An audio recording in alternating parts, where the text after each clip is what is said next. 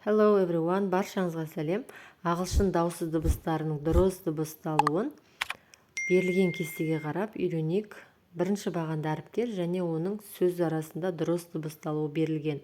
Яғни қазақ тілдегі әріптер сияқты оқылады. Б, Д, Ф, Ж, К, Л, М, Н, П айтқан кезде екпінмен ауаны демді шығарамыз. П, К, Р, С, Т, В, Кс, З. С әрібі С және К деген екі дыбыс береді. С деп оқылатын жағдай, яғни мына әріптердің, мына дауысты әріптердің алдында тұрса, И, I, Y деген, онда ол С болып оқылады. Мысалы, city, pencil, nice, cycle. Ал басқа жағдайларда К болып оқылады.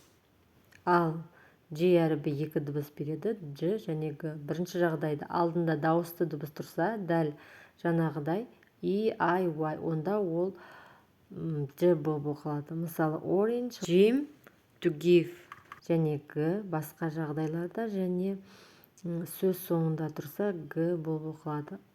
Мысал айтатын болсақ, back, big, go, gas. Осымен дауысты дыбыстардың дұрыс дыбысталуын айттық. Барынша түсіндіруге тырыстым. Сіздер осы каналға тіркеліп, жаңа видеоларды өткізіп алмауыңыз үшін колокольчик, яғни қоңырау белгісін басып кетіңіздер. Баршаңызға рахмет. Келесі кездескенше.